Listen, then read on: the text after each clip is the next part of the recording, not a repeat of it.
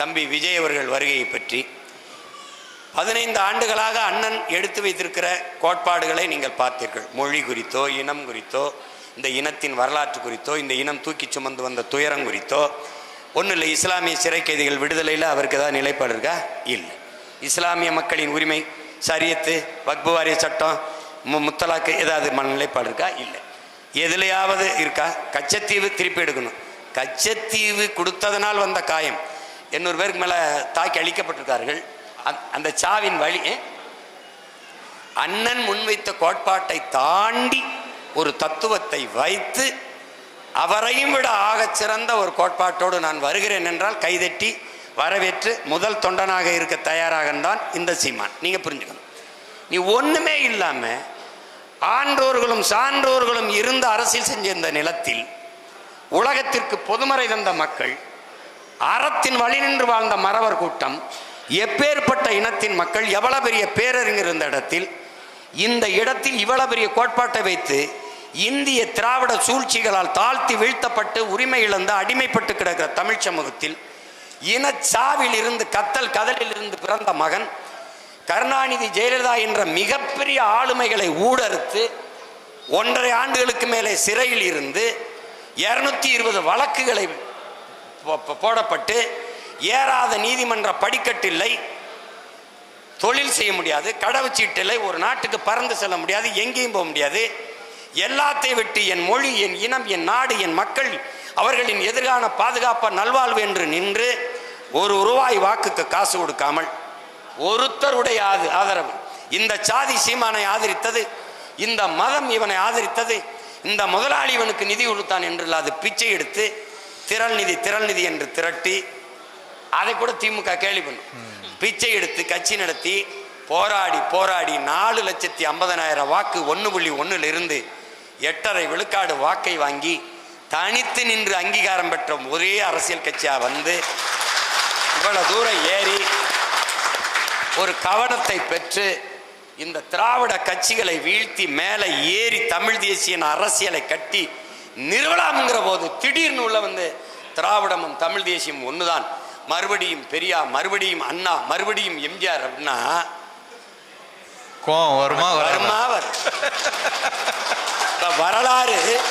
வரலாறு திரும்புதா, அங்கேயே சுத்துதா. தம்பி, திமுகவின் தோற்றுனர் பேரறிஞர் அண்ணா, அதிமுகவின் தோற்றுனர் ஐயா எம்ஜிஆர், 2 பேரும் படத்தை வச்சுக்கிட்டு எங்கிட்டு வரலாறு திரும்பும்? நீ தான் திரும்பணும். உங்களுக்கு புரியுதா? திராவிடம் என்ற கோட்பாடு என்னரும் சொந்தங்களே, தமிழர் அல்லாதவர் வசதியாக வாழ்வதற்கும் ஆள்வதற்குமான கொண்டு வரப்பட்ட ஒன்று என்பதில் நீங்கள் புரிந்து கொள்ள வேண்டும். இந்த கருத்தை ஏற்பவர் எதிர்ப்பவர் எவர்? இங்கே எதிர்ப்பவர் தமிழர் அல்லாதவர் பாதுகாப்பாக வாழ்வதற்கும் ஆள்வதற்குமாக கொண்டு வரப்பட்ட ஒன்றுதான் திராவிடம். திராவிடம் என்ற ஒன்றே கிடையாது. எப்படி பார்த்தாலும் சங்கி, நான் கூட சொன்னேன், சங்கி என்றால் கூட நண்பன் என்ற பொருள் வருது. திராவிடம் என்றால் எப்படி பார்த்தாலும் திருடன் என்றுதான் பொருள் வருது. எப்படி பார்த்தாலும் அந்த சொல்லே தமிழ் சொல்லு இல்லை, அது சமஸ்கிருதம். அப்ப அங்கிருந்த திருட்டு மாடல், அது தமிழ் இல்ல, ஆங்கிலம். எது திராவிட மாடல் ஆட்சி, அது எதிர்க்கணும்னு ஒண்ணு இல்லை. நீ நான் கேட்கிற கேள்வியை சொல்லு.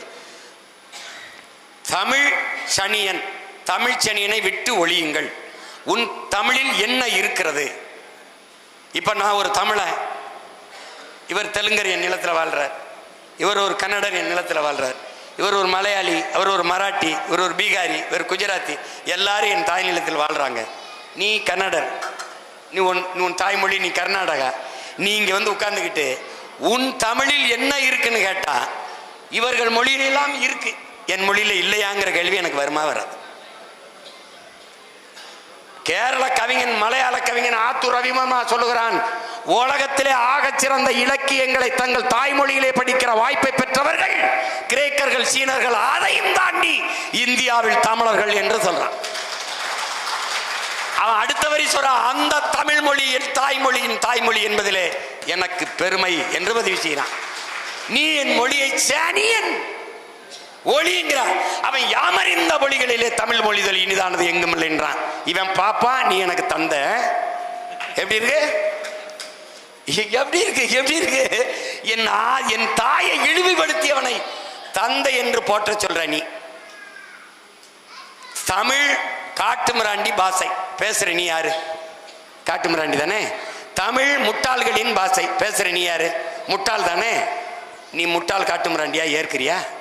பிறகு இப்ப திருப்பி நீ கூட்டிட்டு வந்தீனா, ஏ இங்க வாடா அப்படின்னு சொல்ல இங்க வாடா நீ என்னது? அப்புறம் எதையாவது தெரிஞ்சு வரணும்ல. காமராஜரை வச்ச யார் காமராஜர் 10 நிமிஷம் பேசு. வேலுநாச்சியாரை வச்ச யார் வேலுநாச்சியார்னு ஒரு 10 நிமிஷம் பேசு. நீ மொத்தமாவே பேச அனுமதி கேட்கறதே 10 நிமிஷம் தான் கேட்கிற. தெரியுமாடா? ஏய் திருச்சியில இந்த போராடல அதுக்கு கேட்கறத 15 நிமிஷம் தான் கேட்டிருக்காப்ல. அரசு இன்னொரு 5 நிமிஷம் பேசிக்கன்னு கொடுத்துருக்குது. இதுக்கே சனிக்கிழமை சனிக்கிழமை வரைக்கும் மனப்பாடம் பண்ணணும். நடிச்சு பார்த்து வந்து பேசணும். அடுத்த சனிக்கிழமை வாரத்தில் சனிக்கிழமை பிக் பாஸ் மாதிரி சனங்கள் வந்து விஜய் வர்றாரு.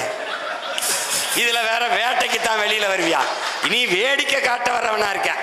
ஒரு அடிப்படை தெரியுதா உனக்கு? நீ படிச்சிருக்கீல, அடிப்படை தெரியுதா? செத்த மிருகத்தை செத்ததை திங்காத சிங்கம்ன்ற இதுல இருந்தே உனக்கு தெரியல. அது எந்த காலத்துலயும் வேட்டைக்கு போகாதரா. பெண் சிங்கம் தாண்டா வேட்டையாடி கொண்டாரும். அது செத்ததை தாண்டா முன்னாடி கொண்டாந்து போடும். அதை தாண்டா அது திங்குது. நீ வேடிக்கை பார்க்க வர சிங்கம், வேடிக்கை பார்க்க வர சிங்கமா இல்ல, வேடிக்கை காட்ட வர சிங்கமா இருக்க. கோட்பாட்டு அளவுல தான் எதிர்க்கிறேன். உறவளவுல நீ அண்ணன் தம்பி இல்லைன்னு நம்ம பேசுறோமா, சண்டை போடுறோமா? அப்ப எதிர்க்காம எப்படி? நீ பெரிய எதிரிகளோட மண்ணு கட்டி நான் முன்னேறி போகும்போது வெறும் திரைக்கவர்ச்சி மச்சு மூடலாம் போது ஏறி வந்த ஒரு எளிய மகன் எங்க அண்ணன் கமலஹாசனை குறுக்க விட்டாங்க. அதை அடிச்சு முன்னேறி போகும்போது இவர் வர்றாரு. வரும்போது முன்னாடி நிற்கிறவன்ட்டு என்ன பேசணும்? நல்லா படிக்கணும், பெற்றோர்களுக்கு நல்ல பிள்ளைகளாக இருக்கணும், இந்த மது இந்த தீ பழக்கங்கள் இல்லாமல் இருக்கணும், ஒரு வேலையை தேடிக்கிறங்க, நமக்கு ஒரு காலம் வருது, நம்ம நல்லபடியாக ஆச்சு, இப்படிலாம் பேசணும்ல. எவனாவது அவர் பேசுறத உட்கார்ந்து கேட்டு பார்த்திருக்கியாடா? தேட்டரில் முதல் காட்சி கத்தோம்ல, அதே தான். அப்புறம் ஏனை எதிர்க்கிறீங்கன்னா, உனக்கு நண்பா நண்பி, எனக்கு தம்பி தங்கைகள், அவன் எதிர்காலத்துக்கு தான் நான் போராடிக்கிட்டு இருக்கேன். அவனை வந்து இப்படி விட்டுறக்கூடாதுன்னு நினைக்கிறேன். அதனாலதான் கத்துறேன். ஏய் இருப்பா, உன் வேலை இல்லப்பா, இருப்பா. நான் இங்க சண்டை போட்டுக்கிட்டு இருக்கேன்லன்னா குறுக்க வரும்போது என்னடா இவன் வேற ஒரு இதுன்னா வருது. எதிர்க்க வேண்டிய தேவை எனக்கு என்ன வம்பா வருது? நான் கேட்கிற கேள்விக்கு பதில் சொல்லி. இப்போ பாரதிய ஜனதா உன் கொள்கை எதிரி. முதல்ல உன் கொள்கையை சொல்லு, அது எதிரா இருக்கா இல்லையான்னு நான் சொல்றேன். என்னடா சிரிக்கிறா? ஏன் முதல்ல உன் கொள்கையை சொல்லுப்பா. என் கொள்கை எதிரி அது இல்லடா கொள்கை. எந்தெந்த கொள்கையில் உனக்கு எதிரி அதுதான் கொள்கை. திமுக அரசியல் எதிரி. எந்தெந்த அரசியலில் முரண்படுற? அப்போ அதிமுகவின் அரசியல் உனக்கு எதிரியா இல்ல. அப்ப காங்கிரசின் கொள்கை உனக்கு எதிரியா இல்ல. அதானது. பாரதிய ஜனதாவுக்கும் காங்கிரஸுக்கும் ஒரு கொள்கை மாற்று யாராவது இந்த கூட்டத்தில் சொல்லுங்க, யாராவது சொல்லுங்க பெருமக்களே. வெளியுறவுத்துறை கொள்கை, பாதுகாப்பு கொள்கை, மருத்துவ கொள்கை, கல்விக் கொள்கை, போக்குவரத்து கொள்கை, எதுலையாவது இருக்காட தம்பி? எல்லாம் சேம். திரும்ப திரும்ப சொல்றேன், பாரதிய ஜனதா காங்கிரஸ், திமுக அதிமுக கொடிகளில் வண்ணம் மாறும், கொள்கையில் எண்ணம் மாறாது. Party change, no policy change. போட்டு குழப்பிக்காத. ரெண்டா பயலா யோக்கிய பய. இந்த நாட்டிலே தமிழ் தேசிய மக்கள் பெருத்து வாழ்கிற இந்த நாட்டிலே இருக்கிற பலாயிரக்கணக்கான பிரச்சனையை தந்தவன் எவன்? ஒன்னு காங்கிரஸ், பாரதிய ஜனதா. அவன் திணித்த போது கைகட்டி வேடிக்கை பார்த்த அனுமதித்தவன் எவன்? திமுக அதிமுக. இந்த 4 பேரை தாண்டி எனக்கு இந்த நாட்டில் பிரச்சனை வந்ததுன்னு யாராவது சொல்லு. இந்த 4 பேருமே திட்டு போய், அப்ப 4 பேருமே அடிக்கணும். என்ன எப்படி கூடுவான்? எப்படி கூடுவான்? திமுக ஆட்சியை ஒழிக்கணும், எல்லாரும் வாங்க ஒன்னா நிப்போம். ஏடிஎம்கே பிஜேபி உள்ள விட்டுறப்படாது, எல்லாரும் வாங்க ஒன்னா நிப்போம். டிஎம்கே நான் உங்க 2 பேரையும் ஒழிக்கணும், அதனால நாங்க ஒன்னா நிக்கிறோம். எப்படி நிக்கிறோம்? நம்பர் 1. ஒரு கட்சியை ஒழிக்கிறதே கொள்கையா இருக்க முடியுமாடா? ஒழிச்சிட்டு நீ என்னடா பண்ணுவ? நபிகள் நாயகம் என்ன சொல்றாங்க நமக்கு? தீமையை எப்படி ஒழிப்பீர்கள் நபிகளாரே? நன்மையை வைத்துத்தான். திமுகவுக்கு மாற்று இன்னொரு திமுக அப்படி இருக்க முடியும்? நெருப்பை வைத்து எப்படி அணைக்க முடியும்? அங்க ஒரு தண்ணி தேவைப்படும். ஊழல் லஞ்சத்துக்கு எதிராக சுமாரான ஊழல் லஞ்சம் இல்லை, அங்க உண்மையும் நேர்மையும் தான் மாற்றா இருக்க முடியும். அதை தான் நாம சொல்றோம். நீ அப்படி எதையுமே சொல்லாம இப்பதானே வந்திருக்காருன்னு, இப்பதுக்கு வர அப்புறமா வா, நான் இவங்களை முடிச்சுக்கிறேன், இப்ப எதுக்கு வரணும்னு சொல்லு தம்பி. முதலமைச்சர் ஆவது அல்ல லட்சியம். முதலமைச்சராகி நான் என்ன செய்ய போகிறேன் என்பதுதான் இலக்கு, லட்சியம். இப்ப அண்ணன் சொல்றேன்ல, எல்லாருக்கும் ஏழை பணக்காரன் தாழ்ந்தவன் உயர்ந்தவன் என்ற பாகுபாடின்றி அனைவருக்கும் சரியான சமமான தரமான கல்வி இலவசம். உலகத்தரத்திற்கு, உலகத்தரம்னா என்ன? உலகத்திலே கல்வியிலே முதலிடத்தில் இருப்பது தென்கொரியா, இரண்டாவது ஜப்பான், மூணாவது சிங்கப்பூர், நாலாவது ஹாங்காங், அஞ்சாவது பின்லாந்து. இந்த 5 நாடுகளை தாண்டி ஆகச் சிறந்த கல்வியை என் நாட்டு பிள்ளைகளுக்கு நான் கொடுப்பேங்கிறேன். இது என்ன? என் லட்சியம், என் லட்சியம்.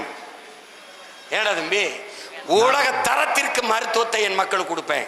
அரசு மருத்துவமனைங்கிறது இன்னைக்கு பிணறுப்பு அறுவை மார்ச்சுவரி கூட மாதிரி இருக்கு. இல்லை, நட்சத்திர விடுதி போல சிங்கப்பூர், மலேசியா, லண்டன், மற்ற நாடு, அரபு நாடுகளில் எப்படி மருத்துவமனை இருக்கோ அந்த தரத்துக்கு தூக்கிட்டு வருவேன்றேன்.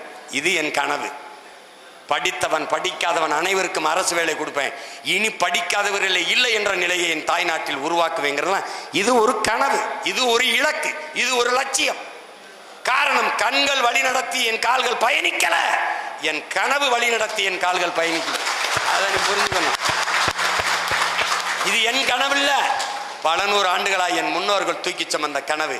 பழனி பாபா கனவு, காகிதம் இல்லத்து கனவு, என்னுயிர் தலைவன் பிரபாகரன் கனவு. இது நம் முன்னோர்களின் கனவு. முறை செய்து காப்பாற்றும் மன்னவன் மக்களுக்கு இறை என்று வைக்கப்படும். உருவசியும் ஓவா பிணியும் செருவகையும் சேராது எழுவது நாடு. மணி நீரும் மண்ணும் மலையும் அணிநிழல் காடும் உடையதாகரன். குடிதலி கோலோச்சு மாநில மன்னன் அடிதலி நிற்கும் உலகு.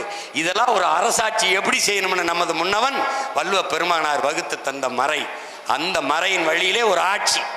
இப்படி ஒண்ணும் இல்லாம இது என்ன ஓட்டா, இது என்ன நம்ம எதிரிகளுக்கு வைக்கிற வேட்டா, இது என்ன நாம் கோட்டைக்கு போகிற ரூட்டா, நான் சாப்பிட்டேன் புரட்டா வரட்டா காட்டுறேன் டாட்டா, இப்படியாடா டே ஏடா என்னது